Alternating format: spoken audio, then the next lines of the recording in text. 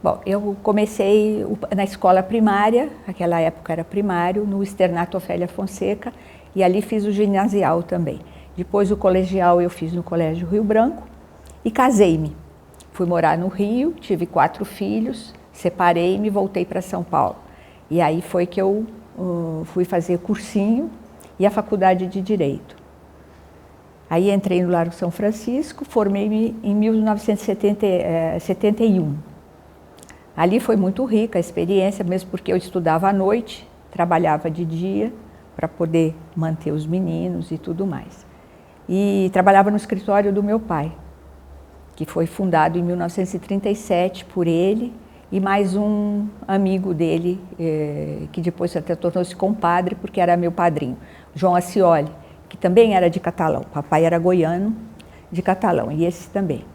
E ali trabalhei primeiro na Praça da Sé, depois na Avenida Rangel Pestana.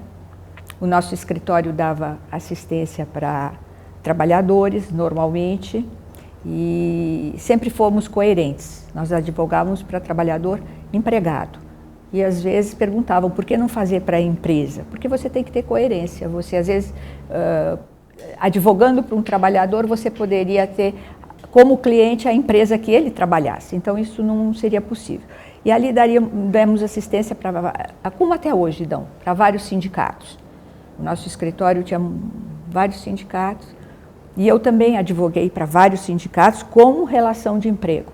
Fiação e tecelagem, costureiras, vidreiros, hípicos. E então, essa experiência foi muito, muito importante. Eu dava plantão à noite, fazia a parte de assistência jurídica, a parte de coletivo, só não fazia sustentação oral no tribunal, porque isso cabia ao advogado-chefe desses sindicatos. E essa foi a minha vida acadêmica, profissional. Fui aluna do professor Cesarino Júnior, que dava muita importância a estágio. Então, tivemos que fazer estágio no INSS, no tribunal, na época, nas juntas de conciliação. Então, era a única matéria em que se saía da faculdade com alguma experiência prática. As outras, isso não ocorria. E ele era extremamente rigoroso, né? Nas chamadas orais, você podia discordar dele, mas você tinha que saber a opinião da cátedra.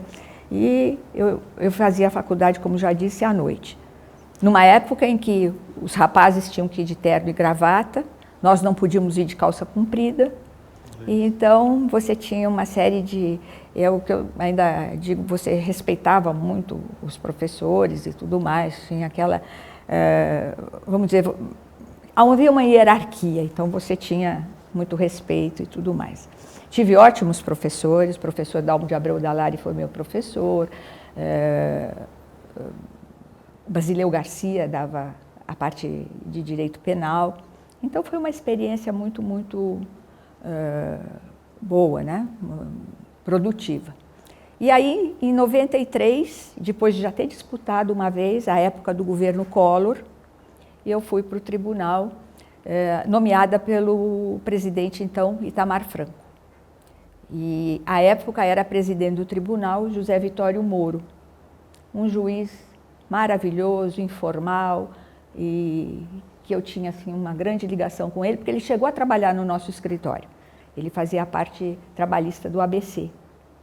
Aí fui para lá, comecei no dissídio individual, nas turmas, e fui convidada depois, já pelo presidente Rubens Tavares Aidar, para ir para o dissídio coletivo.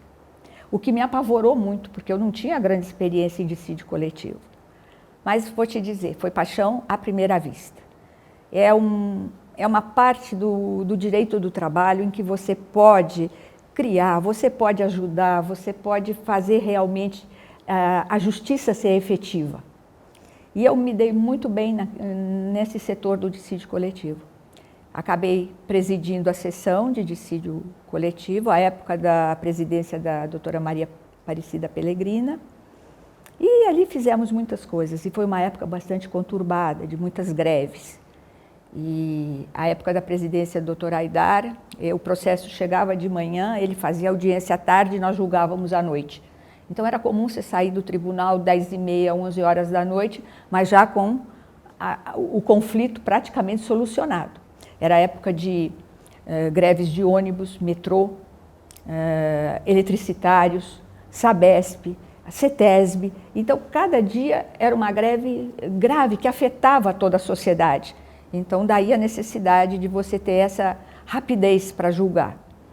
E até teve uma época muito interessante que houve uma greve dos coveiros. Então, não enterrava ninguém em São Paulo. Então, se você deixasse isso para depois, era um transtorno, né? Metrô, por exemplo, quando para, extremamente difícil.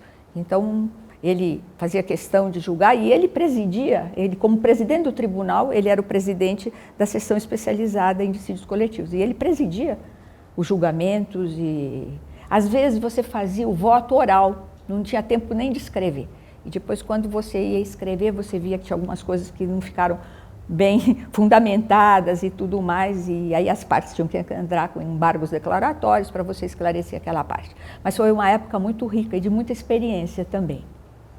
E eu sempre pertencia ao dissídio coletivo, que, aliás, foi a minha paixão, porque alguns eventos, eu não sei se eu poderia falar sobre eles, né?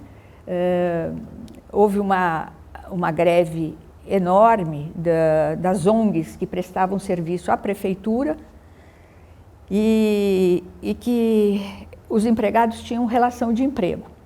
E eles passaram a não mais passar a documentação necessária para pagar esses empregados para a prefeitura. Então, o que aconteceu? A prefeitura passou a segurar o salário e os benefícios de todos esses empregados. Isso gerou uma greve enorme e no fim do ano. E eles foram para o tribunal. E era praticamente já a época do recesso e não tinha como fazer. E eu fiz audiência com a participação do Ministério Público, que me ajudou muito nessa época. Alguns juízes criticaram, dizendo que isso era questão de primeira instância e não de tribunal. Mas eu mantive, fiz, e no dia 30 de dezembro, eu consegui que o Banco do Brasil fosse ao tribunal, liberasse os dinheiros, os alvarás de todos esses empregados, conseguimos o seguro-desemprego deles, e quando foi hora, eles puderam pelo menos comer um panetone no fim do ano, quando eles não tinham dinheiro para nada.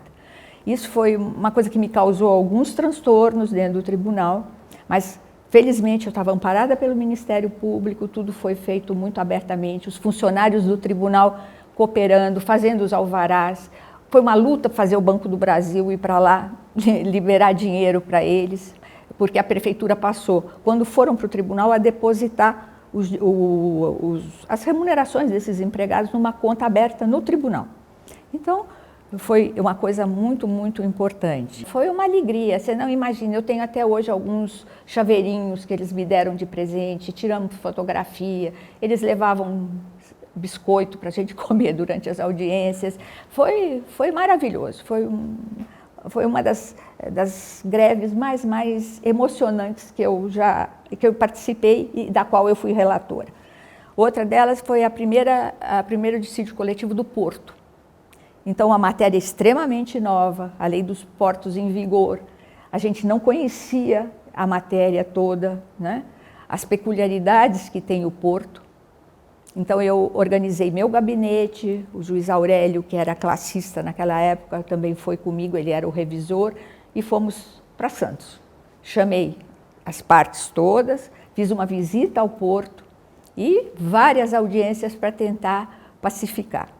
Foi muito difícil também, não chegaram a nenhum acordo. E eu falei, já que ninguém chegou a nenhum acordo, eu sinto muito, mas eu vou ter que decidir. E decidi, foi o primeiro dissídio do Porto. Foi 1900, a lei do Porto é de 83, foi de 1900, você sabe que eu não sei se foi 90 ou 91, não tenho certeza da data. E chegou a pacificar. Você não teve greve, pacificou, depois aquela decisão serviu para outros dissídios, depois sim, que você veio ter várias greves no Porto e tudo mais. E foi também gratificante, né? Você receber aquela gente toda, e eu fazia audiência, porque eu sempre fiz isso, quando eu não tinha certeza de uma coisa, eu abria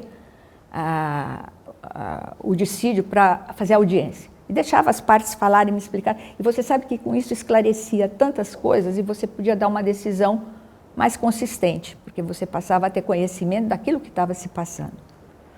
Isso foi um dissídio bem importante. Depois tivemos do Porto, foi esse das ONGs também foi, e vários outros, né? Dos metroviários e dos ônibus, desses dos coveiros. Eles pararam, simplesmente não estavam cumprindo as reivindicações deles, eles pararam, não se enterrava ninguém. Então, os mortos ficavam lá e não tinha quem enterrasse, em vários cemitérios, né? Aí foram para o tribunal. Aí a gente julgou imediatamente, porque a hora que você julga, você decide o conflito. E a greve tem que parar. Então, aí voltaram a trabalhar, mas foi uma coisa interessante também, né? Houve a paralisação, os mortos não eram enterrados, então você tinha que ter pressa nisso, julgar rapidamente, e era o que a gente fazia, sempre se fez isso. E havia um presidente também na seção especializada, doutor João Carlos Araújo, que ele pedia muito às partes que não parassem, que se mantivessem em estado de greve, que o tribunal respeitaria isso e nesse meio tempo faríamos as audiências de conciliação e tudo mais. Porque a Justiça do Trabalho, o fundamento dela é a conciliação. E eu acho que no dissídio coletivo isso é muito importante, né? Você vê muitos processos, à minha época, eram de mora salarial. O que significa isso? Que os patrões atrasavam o salário dos empregados e eles às vezes não tinham dinheiro para pagar a condução para ir trabalhar. Então, faziam greve e isso alguns juízes entendiam que isso era de primeiro grau.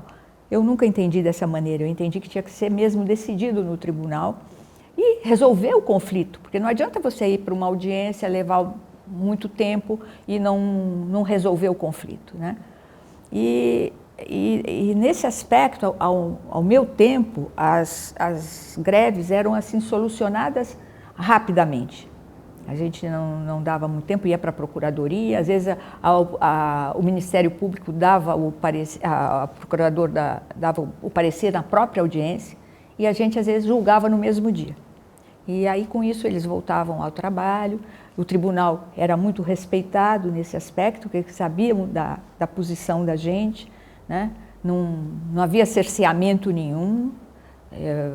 Eu, quando era relatora, ouvia todo mundo, meu gabinete era aberto, eu ouvia as partes, né? Tanto o suscitante como o suscitado, e isso sempre ajudou muito na resolução das questões todas que eram trazidas para a nossa decisão, né?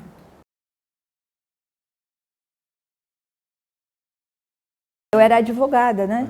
Trabalhista, advogava para vários sindicatos, dava plantão, fazia parte de assistência jurídica e, às vezes, no plantão, por exemplo, das costureiras, eu atendia 50 pessoas, era um plantão concorrido, uma categoria muito sofrida, porque à época eram muitos coreanos que eram donos de confecções, então você tinha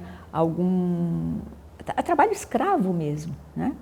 Eu até comentei numa entrevista que dei, um dia eu dou dando plantão, um número enorme de crianças no sindicato, 12, 13 anos. Eu falei, mas o que é isso? Hoje as mães trouxeram todos os filhos? Não, era uma empresa que havia sido fechada e que as crianças é que trabalhavam. Então era uma coisa pesada mesmo.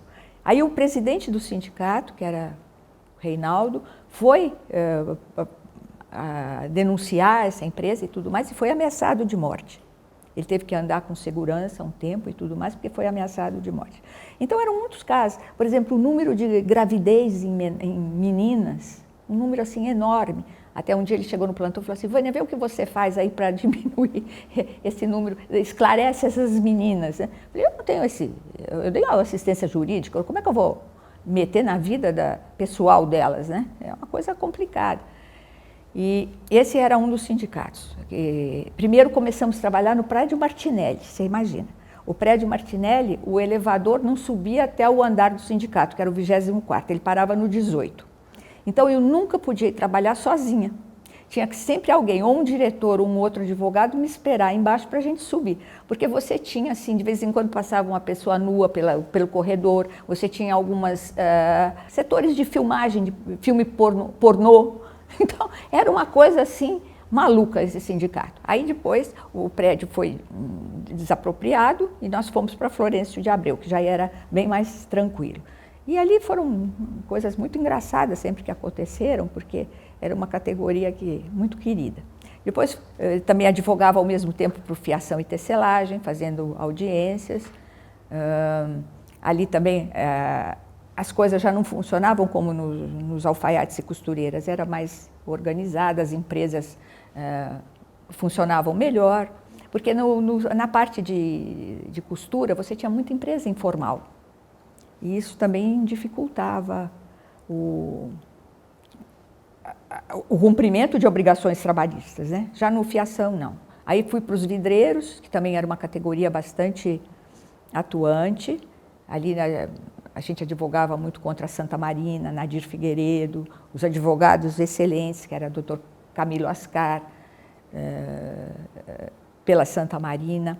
Pelo Nadir Figueiredo era o Dr. Deusdete Goulart Faria, também um advogado brilhante. Mas colegas assim, maravilhosos, nós nos dávamos super bem. A palavra era cumprida. Se eles dissessem que iam fazer um acordo, você podia... Quantas vezes na audiência o juiz dizia, doutora, quer que adie, marcando data já? Eu dizia, não, pode pôr sine-die, porque a gente sabia que aquilo que tinha sido discutido no corredor seria cumprido. Então, ali também foi uma experiência muito grande. Nos hípicos também, é uma categoria completamente diferente, pequena, e a gente advogava especialmente contra o Jockey Club. Só que quando eu fui para o sindicato, quase todos os empregados eram estáveis. Então, para eles não tinham... E aí foi introduzido também o sistema eletrônico no Jockey Club. E aí eram vários processos, porque eles diziam que perdiam o dinheiro e tudo mais. E eles abriam processo por tudo. Se eles se oferecem uma advertência, eles abriam um processo. Porque eram estáveis, então era aquela facilidade para eles, né? Mas eu tinha tanto processo dos hípicos quanto o Jockey Club, né? E aí a advogada do Jockey era a doutora Lília Batori, também uma pessoa maravilhosa, educadíssima. E a gente fazia audiência na Avenida Ipiranga, às vezes, o doutor Serson, que era o juiz da 22ª junta, ainda naquela época, dizia assim, lá vem as duas e não tem acordo. E não tinha mesmo, era muito difícil fazer acordo. Depois, as coisas foram mudando e eles também passaram, a estabilidade foi acabando, porque foram se aposentando. E quando veio o fundo de garantia, eu não era ainda juíza nem nada e nem advogada, mas os advogados trabalhistas orientavam os seus clientes para que não optassem pelo fundo de garantia. Até que depois isso passou também, porque diziam que ia trazer um grande prejuízo para eles, porque o fundo não acompanhava a indenização. Mas, por outro lado, também para receber indenizações, era bem complicado, porque você tinha que calcular, depois de 10 anos de serviço era em dobro, mais a verba do 13º. Então, eram valores muito grandes que dificultavam, às vezes, a conciliação, né? E depois, qual é o outro sindicato? Vidreiros, o Fiação, costureiras e o escritório dava também assistência a vários deles, artistas, músicos, trabalhadores no setor de carnes e derivados, da bebida. E era muito, por exemplo, artista, era uma dificuldade você botar o artista na audiência no horário. Ele trabalhava a noite inteira, chegava no dia seguinte, ele não lembrava que tinha audiência, chegava atrasado, o processo era arquivado. Olha, era muito... Você tinha que ficar telefonando, ele não atendia o telefone, você não tinha celular naquela época para facilitar.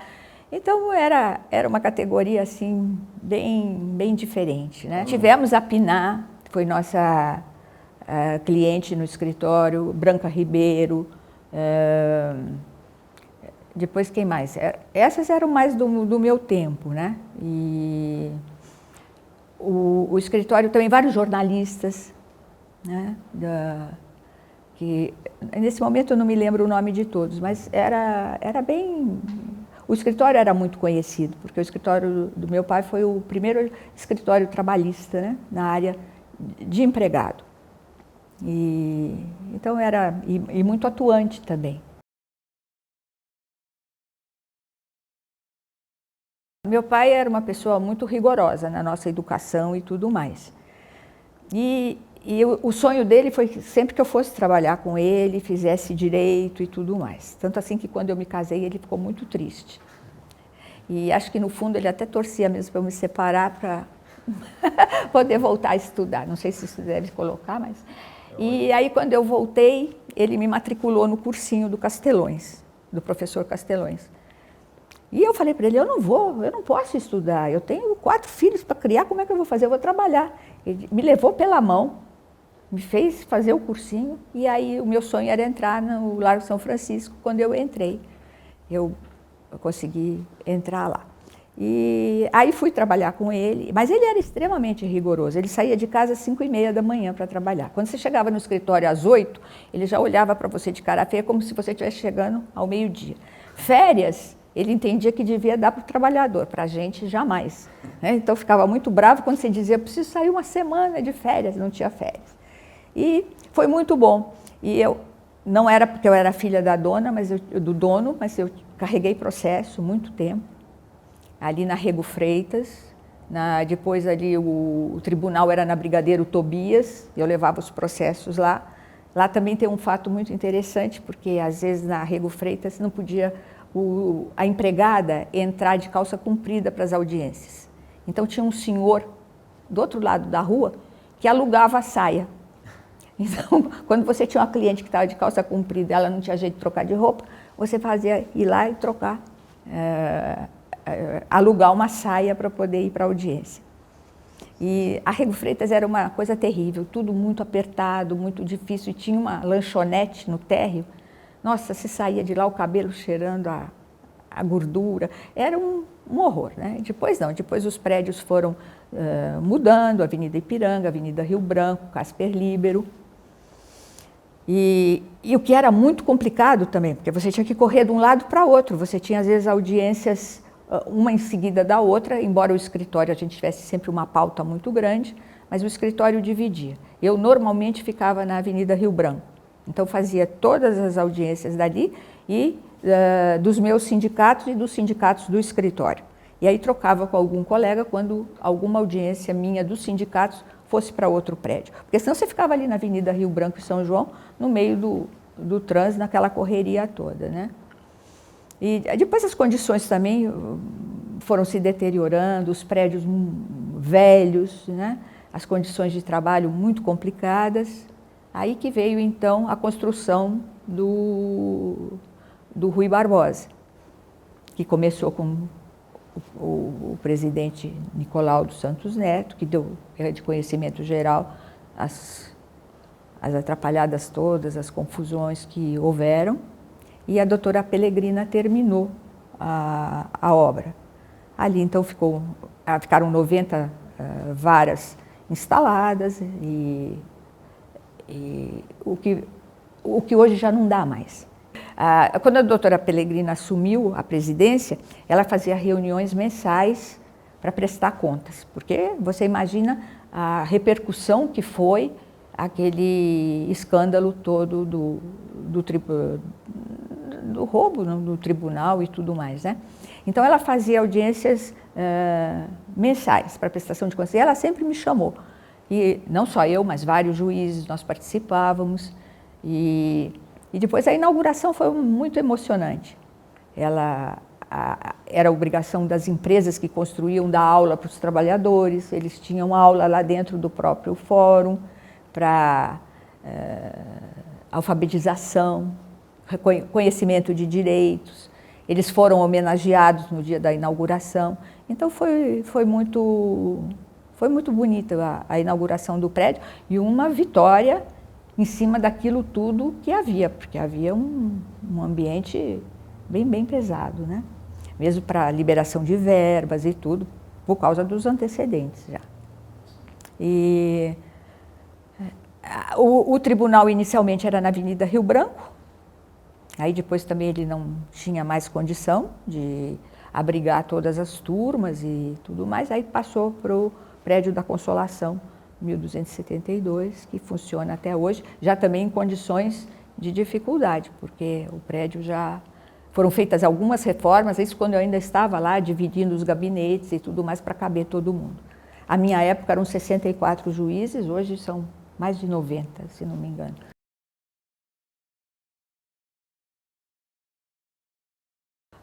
Olha, a grande diferença entre ser advogada e ser juiz é a imparcialidade que você tem que ter.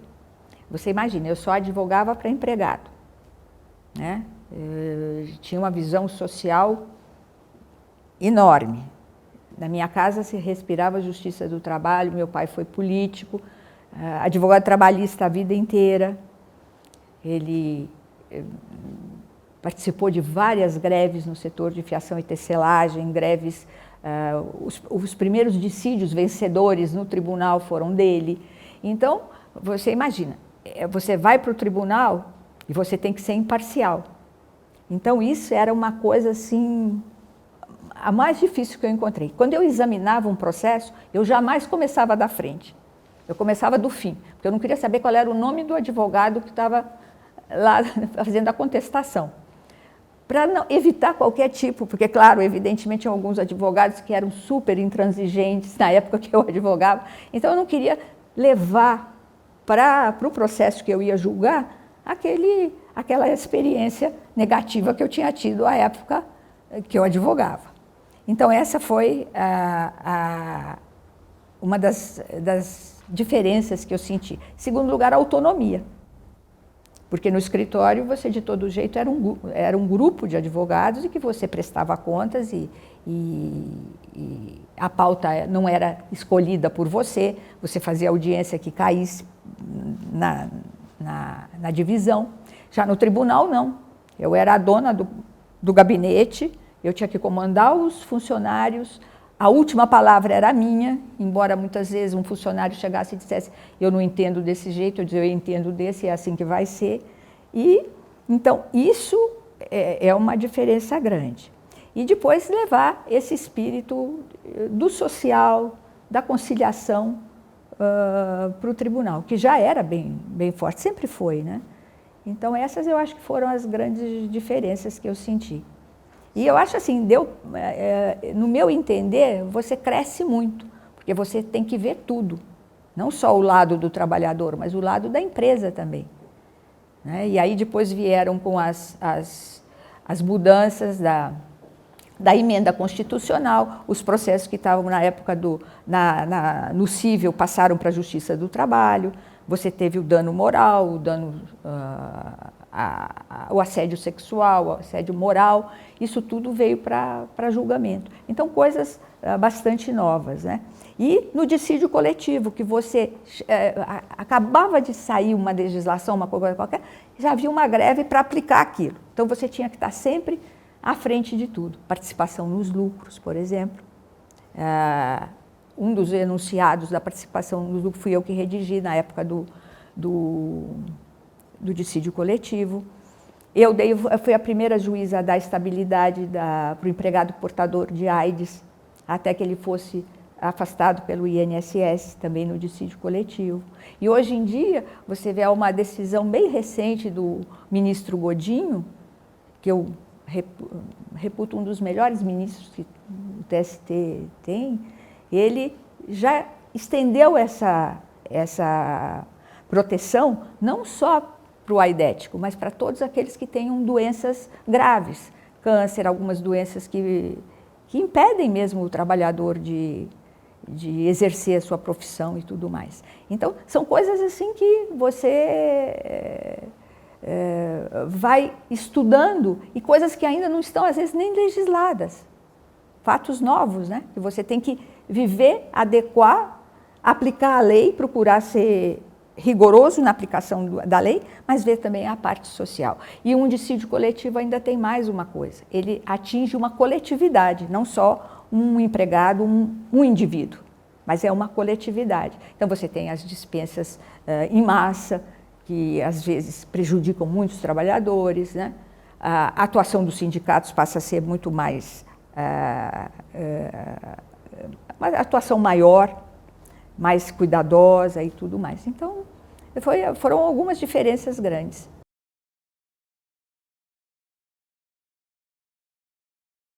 Foi uma decisão bem marcante. Claro que ela não foi só minha, porque nós éramos em 10 juízes e julgaram, todos eles concordaram, né? Então, é uma decisão da sessão, do tribunal. Mas, para mim, foi muito gratificante, quando você pode dar essa assistência e proteger esse tipo de trabalhador. Porque foi a época que a AIDS estava na mídia, né? E você não tinha... e o preconceito que ela acarretava também. Né? O empregado, imagine, trabalhando numa empresa, se viessem saber que ele era portador do HIV, o que aconteceu? Ele era discriminado, ele era afastado e muitas vezes ele era despedido sem direitos. Então, eu acho que essa concessão dessa estabilidade foi uma estabilidade provisória, foi muito importante, no meu ponto de vista.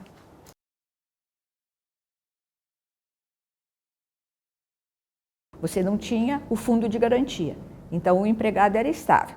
Com 9 anos ele já adquiria o direito à estabilidade e com 10 ele não poderia mais ser despedido. E isso, aí vem a lei do fundo de garantia, que acaba com a estabilidade decenal, todo empregado passa a ser optante, e aí você pode despedir porque ele tem o fundo de garantia para levantar. Isso no começo acarretou muitas dificuldades, muitos problemas, né? Porque a maioria, aquilo que eu falei já para você no começo, muitos advogados e sindicatos mesmo entendiam que o empregado não devia optar, porque a opção não era obrigatória, tanto assim que era uma opção. Ele tinha que assinar e fazer um acordo pelo tempo anterior, essa coisa toda. Isso aí causou realmente bastante impacto. Mas depois as coisas foram evoluindo, os empregados passaram, todos que eram admitidos, já eram admitidos na lei do fundo, aqueles empregados que eram mais velhos também foram se aposentando e tudo mais, então passou a prevalecer realmente a lei do fundo de garantia.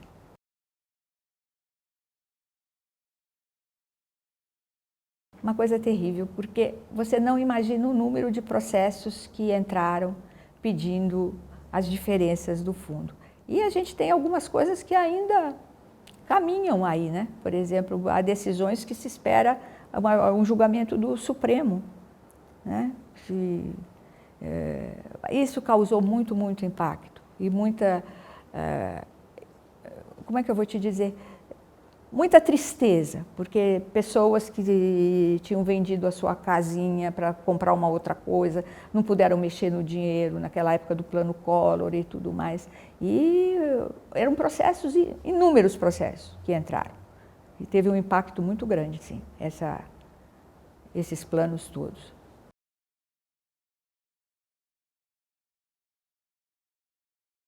Eu acho assim, eles tiveram um tempo, né? Mas depois tornou-se realmente muito complicado a presença do juiz classista. Você veja, ele participava de julgamentos, às vezes, de mandado de segurança, ação rescisória, que são decisões que dependem de um advogado, de um estudo, de um juiz togado. E aí eles eram... E houve muita influência deles, né, nas decisões, nas escolhas de presidentes do tribunal. As influências eram muito grandes. E aí isso começou a gerar muito desconforto. E aí iniciou-se, então, as nossas associações mesmo começaram a pugnar pela extinção da representação classista. Isso veio ocorrer e vou te dizer, não houve assim, porque aquilo no começo era necessário quando a Justiça do Trabalho foi criada, porque você não conhecia tudo, então a função dele era o quê? Esclarecer o juiz dentro das categorias, tanto dos empregados como dos empregadores. Mas depois disso, você, por exemplo, no Porto eu não conhecia nada, mas não custa você, o juiz, abrir uma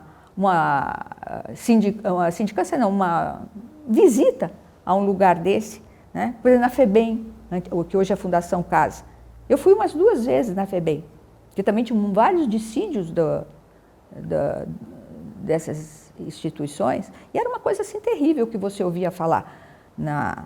Aí você tem que ir lá conhecer, né? E você fica assim abismado com o que você vê. Aqueles menores no pátio, tocando tambor, fazendo um sambinha, e eu falei para os diretores, mas escuta, essa gente precisa estudar. Ah, não, estão de férias. Eu falei, não, quem está aqui não tem férias, tem que estudar, tem que trabalhar. Ah, mas não pode, porque se ele pega uma... Eu falei, ensina alguma profissão. Ah, mas não dá, se pega uma tesoura, ele pode usar como arma. Se pega a faca na cozinha, pode usar como arma. Fazendo origami. Então, aquilo assim, a professora veio conversar comigo. Ela disse, doutora, eu dou aula de costas para o quadro negro, porque eu tenho que escrever assim. Porque se eu virar de costas para a classe, eu sou apedrejada, Então, veja que coisas terríveis que você via. Agora, se você não faz isso, se você não faz essa visitação, você não conhece nada disso, né? Então, a importância, eu acho, do poder do juiz trabalhista, principalmente aquele que lida com dissídio coletivo, de conhecer realmente os fatos, as situações todas em que vivem essas coletividades.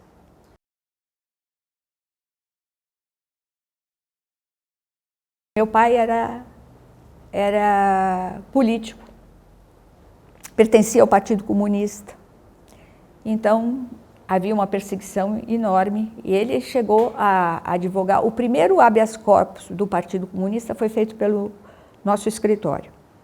E, então, ele tinha uma atuação grande e ele chegou a ser eleito vereador, deputado federal, mas já não deixaram assumir. E aí foi cassado em 64 esteve preso, primeiro no DOPS, e depois em 68, 69, que foi, eu acho, o auge da perseguição e tudo mais, do regime militar, ele ficou no 2º Exército, incomunicável por 40 dias, era acusado de assalto a banco.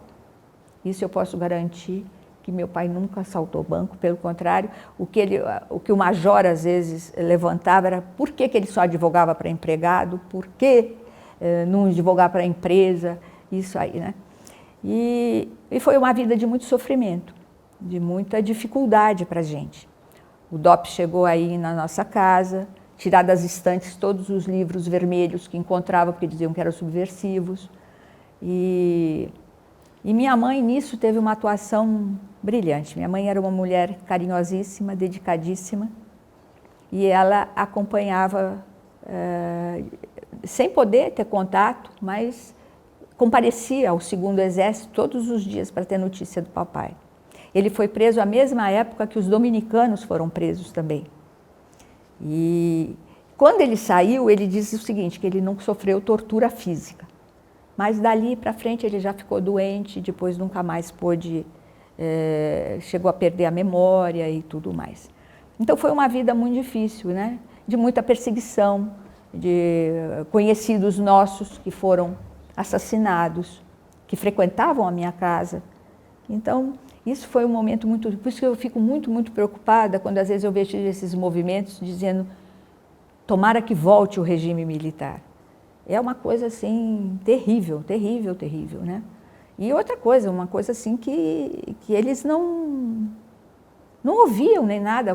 O papai uma vez estava no escritório trabalhando, chegavam e levavam preso, sem uma acusação, sem nada, né? Chegaram em casa de metralhadora para levá-lo, quer dizer, ele estava chegando uma sustentação no Rio, que o Tribunal Superior ainda era no Rio, e levaram preso. Eu falei, eu vou levá-lo no meu carro.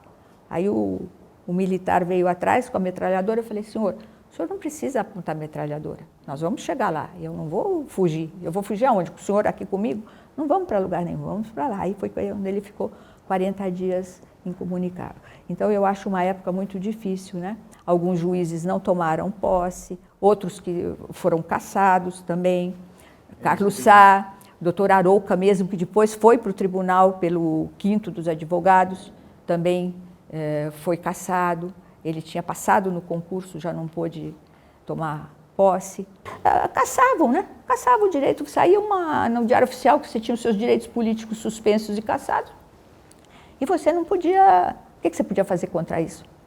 Meu pai tinha advogado, doutor Raimundo Pascoal Barbosa, que foi da ordem, um cearense inteligentíssimo também, mas pouca coisa você podia fazer. Por exemplo, você não podia... Você ficava incomunicável, como é que você ia conversar com o seu cliente, saber das coisas? E a primeira vez que eu concorri, eu não sei se é verdade, mas o que correu foi isso, foi a época do presidente Collor. E disseram que eu tinha sido acusada de virar ônibus nessa época. Primeiro, o meu físico não daria para virar ônibus, não é? E segundo, jamais eu participei de muitos movimentos políticos, porque eu tinha 4 filhos para criar. Eu não podia me envolver nisso e ser presa, né? Então, meu pai sempre dizia, você não faça isso, porque eu não vou te ajudar se isso acontecer. E aí, mas foi uma época muito, muito conturbada. No escritório, a gente teve a ajuda do Dr. Agenor Barreto Parente, que era sócio do meu pai. Ele, nessa época, ajudou muito minha mãe e tudo mais, porque, inclusive, a parte financeira, né? O papai teve que sair do sindicato. Sair não podia advogar. Então, foi uma época muito, muito difícil.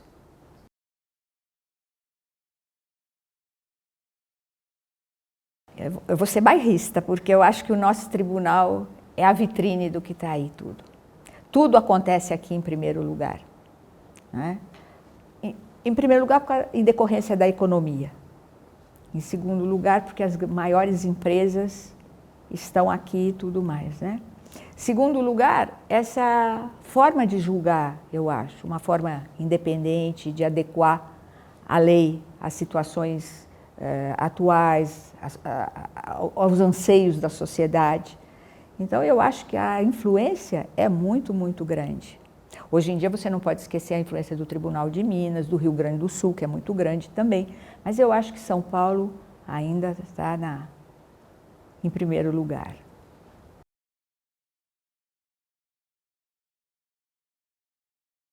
Olha, continuam sendo as greves, que você ainda tem em número elevado, acho eu, porque, veja, eu estou aposentada há 5 anos e eu tenho tido menos contato com os meus colegas do tribunal. Mas eu acho que são as greves, a questão da terceirização que está aí, as questões de assédios todos, né? Das indenizações por assédio sexual, assédio moral, as questões de acidente do trabalho. Então, eu acho que essas são as grandes questões que são postas para o tribunal decidir.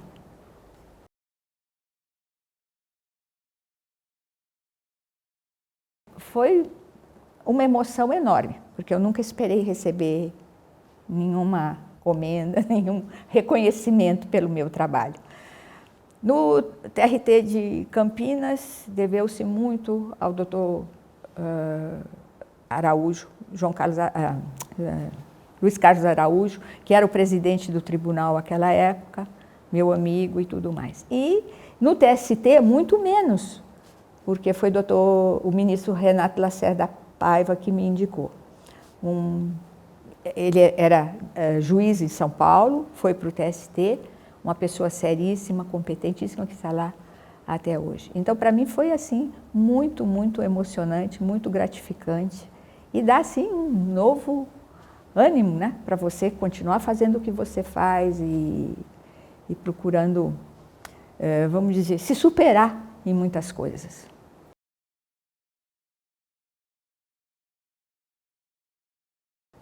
Olha, foi quase tudo. Eu trabalhava 10 a 12 horas por dia, eu não tinha sábado e domingo. Eu jamais fui para uma sessão sem conhecer a pauta todinha. Eu fazia os votos, embora eu tivesse assessores maravilhosos, o meu gabinete era coeso, maravilhoso, mas eu fazia os votos. Nós discutíamos tudo, tudo, tudo. As liminares em mandado de segurança eu que dava. Jamais deixei qualquer pessoa decidir por mim. Então, foi uma importância enorme, enorme. Eu esqueci da minha vida pessoal. Tanto assim que quando eu me aposentei, o meu passaporte estava vencido, um monte de coisa que eu precisava fazer, nunca fiz. Mas valeu a pena. Eu acho que foi assim... O que eu posso dizer para você é que eu faço só uma declaração de amor ao tribunal, à Justiça do Trabalho e ao direito. Eu acho que preencheram a minha vida. Meu companheiro era advogado também, só que ele fazia a parte empresarial. A nossa vida girava em torno das nossas profissões, trocávamos muitas ideias. Então, eu acho que em casa se vivia esse clima, né, de justiça, de dignidade, de esperança para uma vida melhor, que a gente pudesse dar alguma coisa melhor para o trabalhador, né? Então, isso aí, a influência foi enorme. Tanto assim que quando eu me aposentei, eu me emocionei muito. E meu filho, um deles que é psicólogo, disse assim: mãe, você sabia que isso ia acontecer? Eu falei: sim, mas eu nunca pensei que eu chegasse aos 70 anos. Então, é duro você ser aposentado quando você está no seu juízo perfeito, você tem condição física, você tem garra para trabalhar. E de repente você chega em casa, no dia seguinte você diz: o que eu vou fazer? Né? Então, eu acho que o tribunal... Deixei amigos excelentes lá. Eu me dava bem com todos os funcionários, nunca tive nenhum problema. Gostava, desde o pessoal da Copa, dos ascensoristas, até hoje, quando eu vou lá, a ascensorista sai correndo, me abraça, me beija. Então, eu acho isso, para mim, não tem preço. Foi uma vida dedicada, não me arrependo e brinco sempre. Se eu tivesse que viver uma outra vida, faria tudo igual.